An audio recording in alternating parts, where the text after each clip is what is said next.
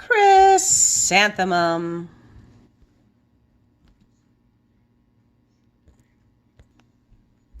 The day she was born was the happiest day in her parents' lives. "She's perfect," said her mother. "Absolutely," said her father, and she was. She was absolutely perfect. "Her name must be everything she is," said her mother. "Her name must be absolutely perfect," said her father, and it was. Chrysanthemum. Her parents named her Chrysanthemum. Chrysanthemum grew and grew and grew, and when she was old enough to appreciate it, Chrysanthemum loved her name.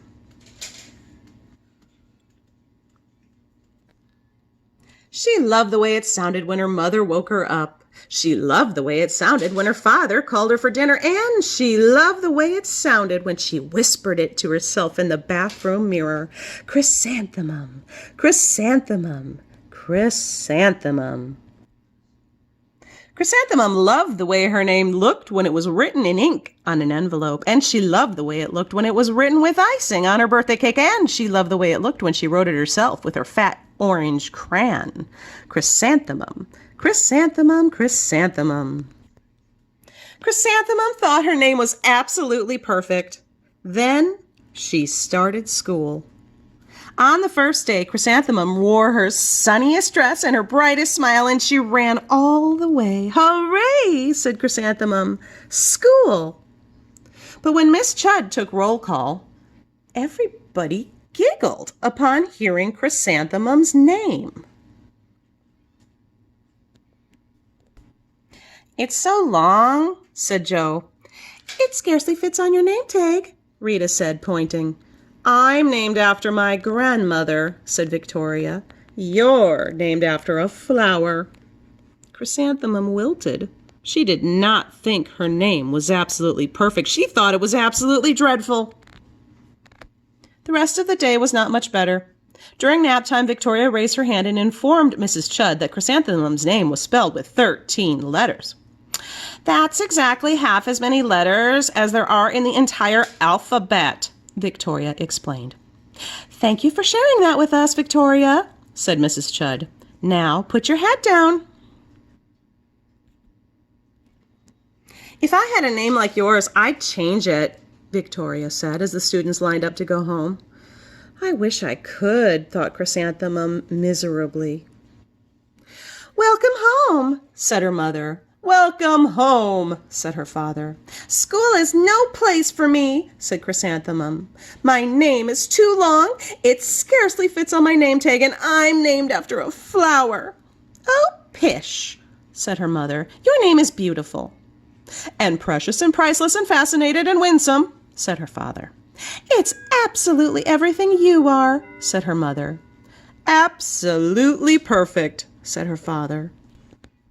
Chrysanthemum felt much better after her favorite dinner, macaroni and cheese with ketchup, and an evening filled with hugs and kisses and parcheesi. That night, Chrysanthemum dreamed that her name was Jane. It was an extremely pleasant dream. The next morning, Chrysanthemum wore her most comfortable jumper. She walked to school as slowly as she could and dragged her feet in the dirt. "Chrysanthemum, chrysanthemum, chrysanthemum," she wrote.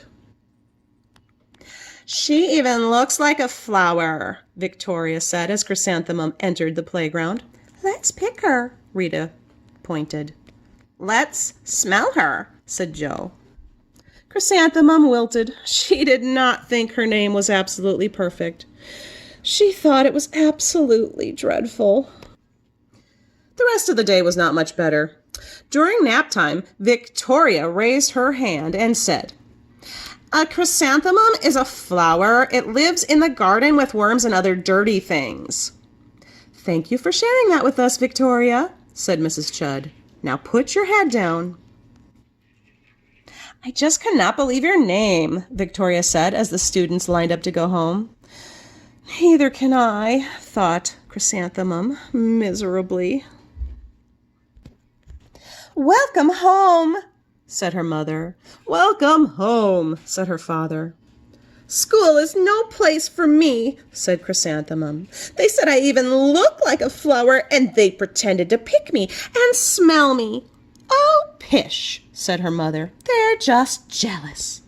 "And envious and begrudging and discontented and jaundiced," said her father. "Why wouldn't they be jealous of a name like yours?" said her mother. "After all, it's absolutely perfect," said her father. Chrysanthemum felt a trifle better after her favorite dessert, chocolate cake with buttercream frosting, and another evening filled with hugs and kisses and parcheesi. That night, Chrysanthemum dreamed that she really was a chrysanthemum. She sprouted leaves and petals. Victoria picked her and plucked the leaves and petals one by one until there was nothing left but a scrawny stem. It was the worst nightmare of Chrysanthemum's life. Chrysanthemum wore her outfit with 7 pockets the next morning. She loaded the pockets with her most prized possessions and her good luck charms. Chrysanthemum took the longest route possible to school. She stopped and stared at every flower. "Chrysanthemum, chrysanthemum, chrysanthemum," the flowers seemed to say. That morning, the students were introduced to Mrs. Twinkle, the music teacher. Her voice was like something out of a dream, as was everything else about her. The students were speechless. They thought Mrs. Twinkle was an indescribable wonder. They went out of their way to make a nice impression. Mrs. Twinkle let the students in scales. Then she assigned roles for the class musicale. Victoria was chosen as the dainty fairy queen. Rita was chosen as the spiffy butterfly princess. And Jo was chosen as the all-important pixie messenger. Chrysanthemum was chosen as the daisy.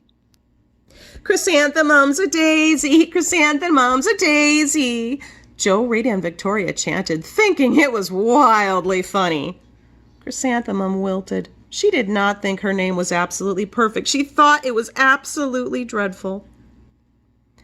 "What's so humorous?" asked Mrs. Twinkle. "Chrysanthemum," was the answer. "Her name is so long," said Jo. "It scarcely fits on her name tag," said Rita, pointing. "I'm named after my grandmother," said Victoria. "She's named after a flower." "My name is long," said Miss Twinkle. "It is?" said Jo. "My name would scarcely fit on a name tag," said Mrs. Twinkle. "It would?" said Rita, pointing. "And," said Mrs. Twinkle, "I'm named after a flower, too." "You are?" said Victoria. "Yes," said Mrs. Twinkle. "My name is Delphinium Twinkle. And if my baby is a girl, I'm considering Chrysanthemum as a name. I think it's absolutely perfect." Chrysanthemum could scarcely believe her ears. She blushed. She beamed. She bloomed. Chrysanthemum, chrysanthemum, chrysanthemum. Jo, Rita, and Victoria looked at Chrysanthemum longingly. "Call me Marigold," said Jo.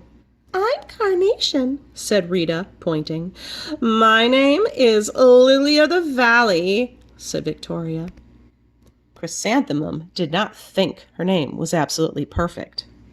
She knew it. Epilogue. Overall, the class musicale was a huge success. Chrysanthemum was absolutely perfect as a daisy. Victoria made the only mistake. She completely forgot her lines as the dainty fairy queen. Chrysanthemum thought it was wildly funny, and she giggled throughout the entire dance of the flowers. Eventually, Mrs. Twinkle gave birth to a healthy baby girl, and of course, she named her Chrysanthemum.